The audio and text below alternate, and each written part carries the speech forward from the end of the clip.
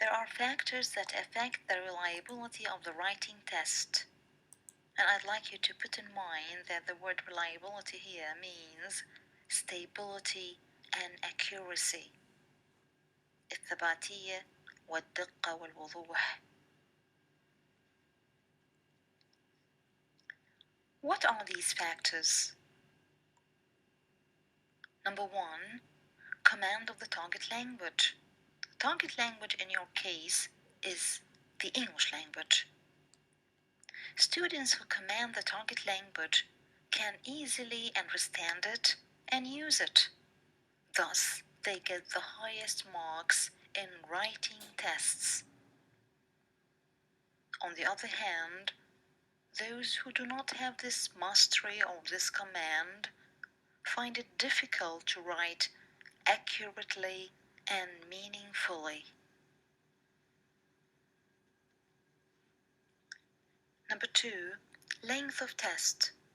Teachers should choose suitable topics in the writing test because students take time to write during the limited time of the test. So, if the topic chosen requires time, the teacher should give the students enough time to be fair. Number three, vagueness of subject. The subject asked about should be specific so that students know what exactly to write. For example, write 100 words on my family. This is in composition or essay. This topic, this title is very wide. It is not specific.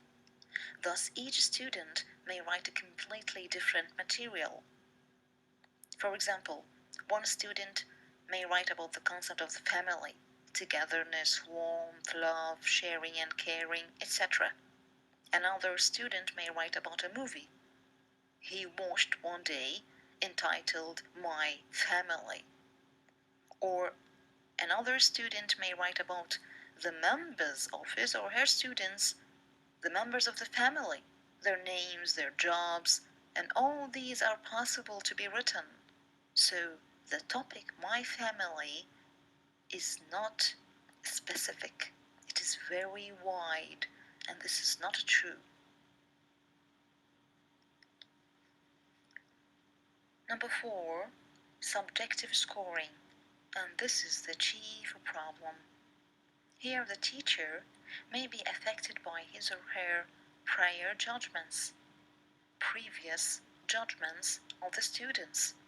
Teachers are, after all, are human beings. They may respect and appreciate some students, or they may dislike other students. And this is against honesty. So, teachers should avoid this as much as possible. One way to avoid this is the following: dividing the response papers into groups. Definitely, this is when the names are not hidden, the names of the students. Groups: group number one, the very good students. Group number two, good students. Group number three, poor students.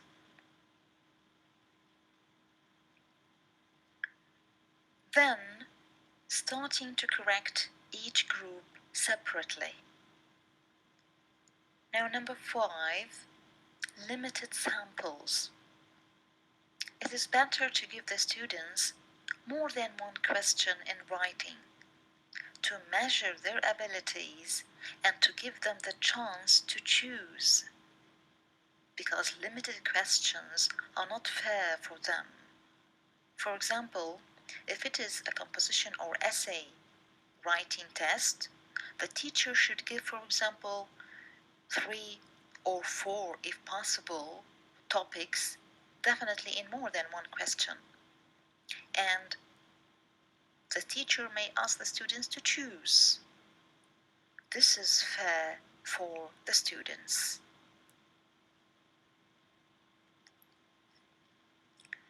Now, stages of testing writing. Testing writing has two stages. First, testing the mechanics of writing, and this you started when you were children, and especially number one, handwriting, when you started learning the alphabets A, B, C, D, etc.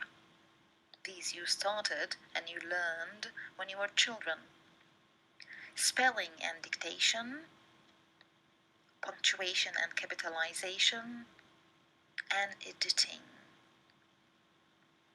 These are the mechanics of writing. The handwriting you learned when you were children.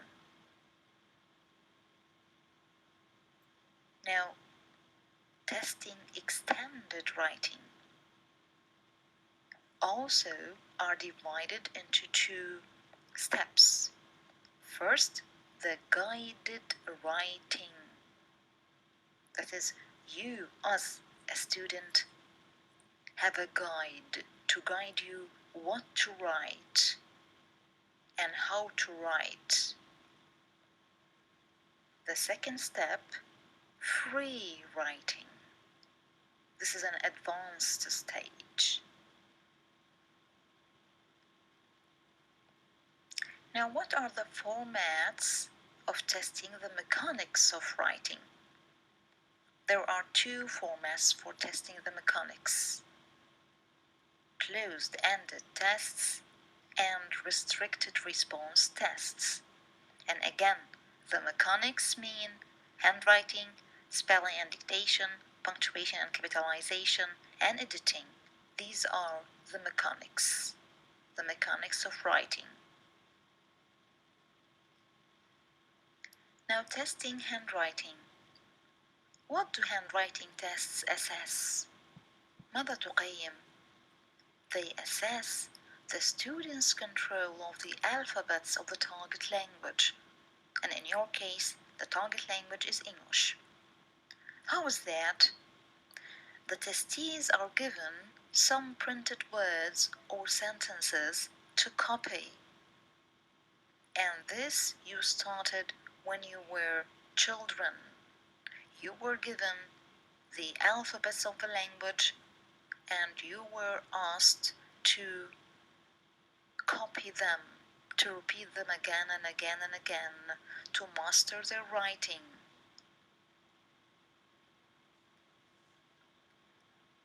Are there features that handwriting tests assess? Yes, the handwriting should have the following features: سمات أو صفات. Thus, handwriting is assessed according to these features.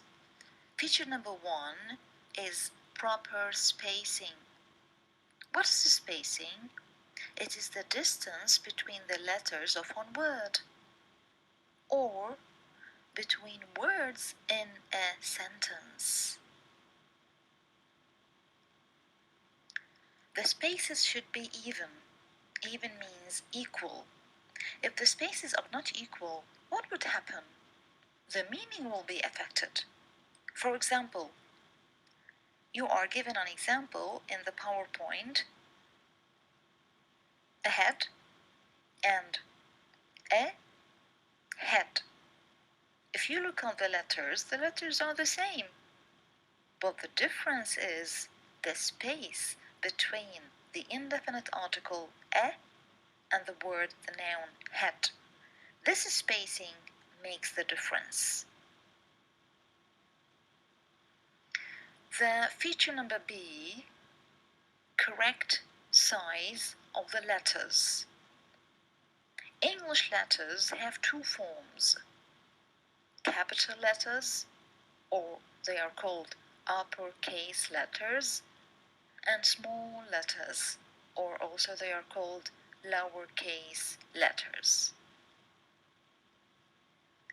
Letters are divided into three categories according to where and to what direction they are written.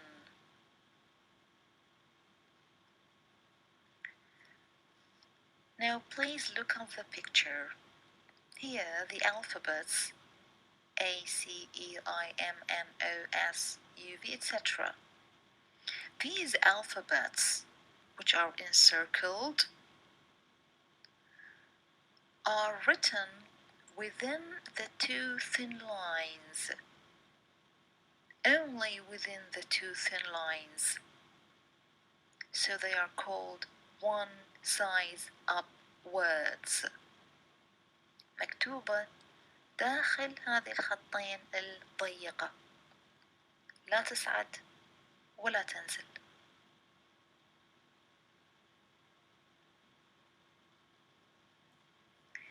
Now, again, please look at the picture.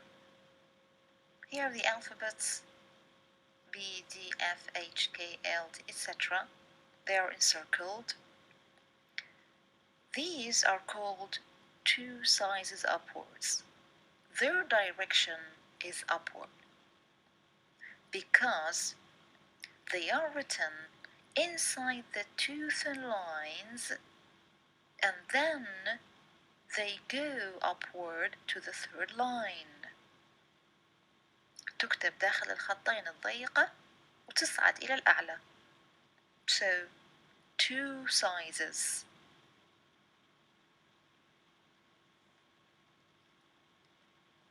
Now again, look at the picture. Here the alphabets G, J, P, Q, and Y are called two sizes, but downwards, because they are written between the two thin lines, then they go down to the third line. مكتوبة داخل الخطين الضيقة وتنزل إلى الأسفل، فهي two sizes لكن إلى الأسفل ليست إلى الأعلى. Now we come to the feature proper alignment.